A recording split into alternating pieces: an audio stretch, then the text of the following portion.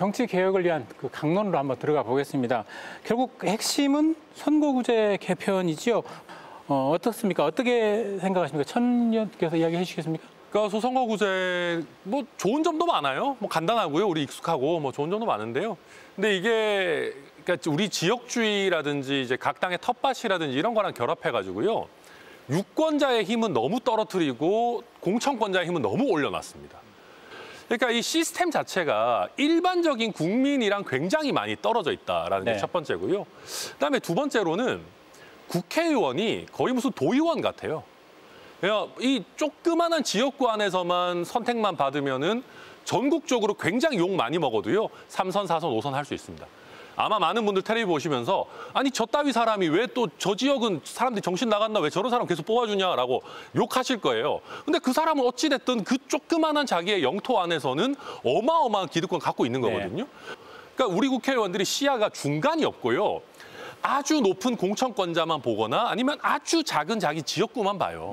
그러다 보니까 이 시야를 조금 중간으로 올리자 그런 논의를 저희가 하고 있는 겁니다. 저는 개인적으로 우리가 나아가야 될 방향이라고 생각하는데 결국에 이 제도가 문제라고 생각합니다.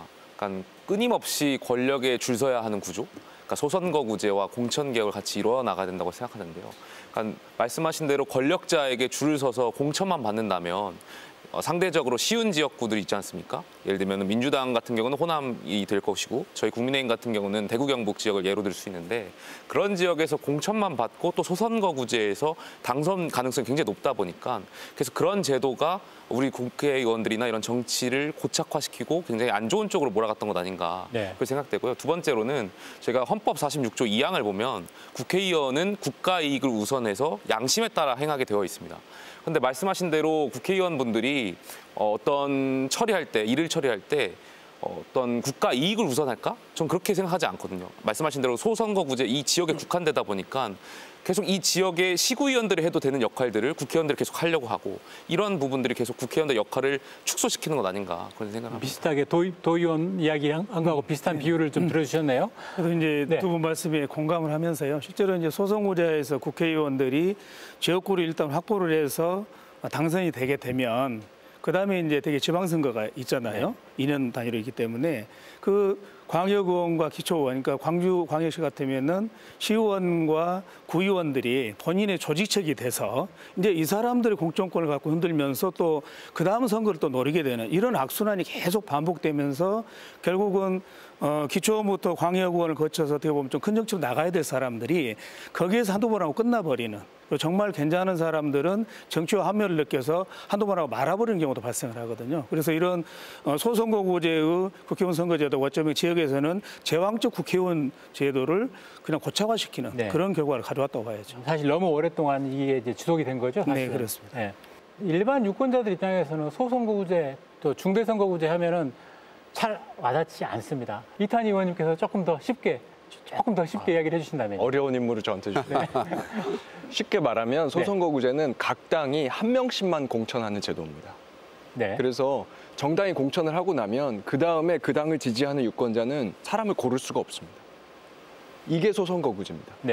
특히 우리 호남의 유권자분들이 그거 많이 느끼실 텐데요. 민주당에서 공천이 되고 나면 사실 그걸로써 사실상 본선은 끝난 경우가 많습니다. 그래서 내가 굳이 투표장에 가야 하느냐 이런 회의감도 많이 느끼셨을 텐데요. 그게 바로 소선거구제입니다. 소선거구의 이제 문제점이라고 할 수 있는 거는요. 첫 번째는 경쟁이 없다는 거고요. 공천을 받고 나면 끝나기 때문에 유권자들 앞에서 경쟁하지 않습니다. 공천권자 앞에서 경쟁하죠. 그래서 좀 마음 불편한 이야기일 수는 있겠지만 작년에 있었던 사건들 중에서 공천권자 앞에서 경쟁하는 모습을 극단적으로 보여준 사례가 바로 우리 윤석열 대통령의 미국 갔을 때 욕설 파일 사건이라고 생각해요. 5초도 안 되는 파일이고 전 국민이 다 들었는데 그거를 한 당의 정치인들이 수십 가지 버전으로 해석을 하면서 열심히 방어를 하잖아요. 이게 바로 공천권자 앞에서 경쟁하고 국민들은 아랑곳하지 않는 모습의 전형이거든요. 이걸 만들어내는 게 바로 소선거구입니다. 이걸 바꾸자는 겁니다. 이 중대선거구제라고 하는 것은 보통 지역구 이 작게 쪼개는 것이 아니라 지역구를 좀 넓혀서 여러 명을 당선시켜 보자라고 하는 게 이제 중대선거구제입니다. 또 잘게 쪼개면 중선거구제가 있고 대선거구제가 있는데 이건 좀 복잡하니까요. 그래서 국회의원 선거도 2~3명 정도가 당선될 수 있는 선거구로 가보자라고 하는 게 중선거구제고요. 5인 이상으로 한번 해보자라고 하면 대선거구제가 되는 거예요. 그러면 지금에 있는 예를 들면 광주의 경우 8석인데요.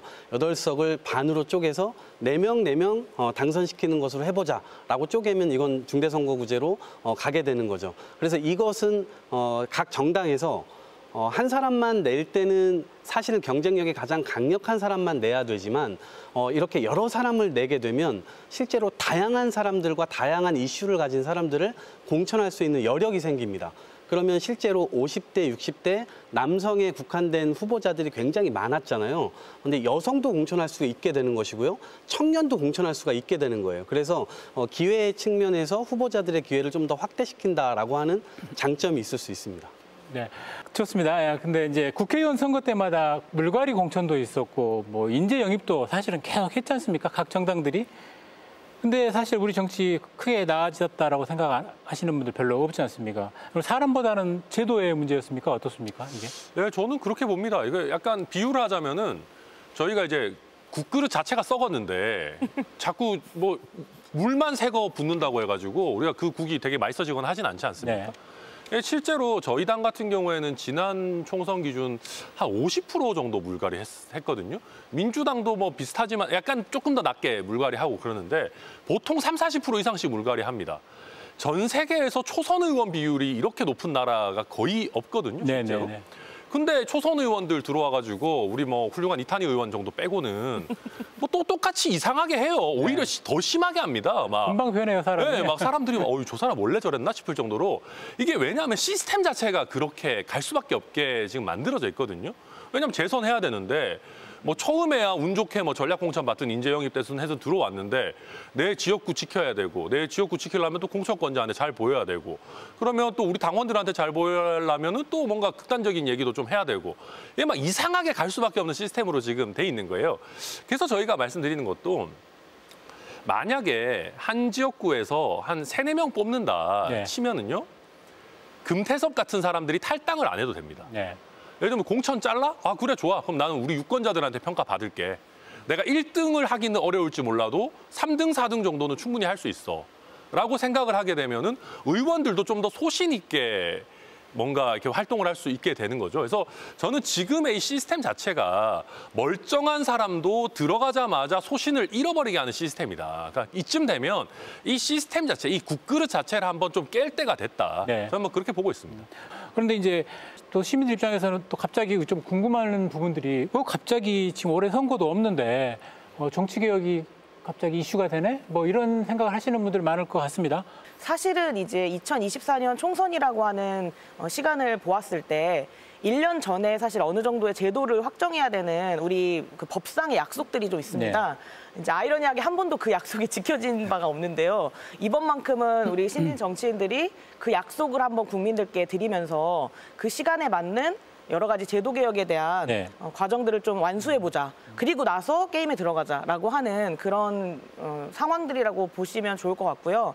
그리고 사실 이제 정치인들 입장에서 선거를 바로 코앞에 두고 어떤 룰을 결정하는 일들은 대단히 이해관계 안에 놓이기 때문에 그 부분에 대해서도 좀 지금 주어진 시간들을 잘 활용해보자는 차원이라고 좀 이해해 주시면 좋을 것 같아요. 네네. 지금 저희가 지금 문정훈 위원장께서 말씀하신 대로 선거가 있기 1년 전에 선거구제 획정까지 돼야 됩니다. 네. 그러면 선거법이 개정돼야 되고 선거구제 확정까지 되려면 4월 10일 이전에 해야 돼요. 네. 그래서 시간이 사실은 우리가 내년에 선거를 두고 보면 굉장히 많이 남은 거 아니야? 이렇게 생각하시겠지만 사실은 지금 한 4개월 정도밖에 남지 않은 겁니다. 4개월도 아니고 100일 딱 남아있는 상황이에요. 네. 그래서 이 100일 동안 뭐 번개풀에 콩 볶아 먹듯이 뭐 하자 이런 건 아니고요. 사실 논의는 굉장히 많이 숙성되어 이미 있습니다. 그래서 전문가들이 여러 가지 안들을 해내고 있고 지금 한국의 정치 문화 속에서 어떠한 제도가 좀 더 맞을 거냐 이러한 얘기들은 이미 그동안 수십 년간 이어져 왔기 때문에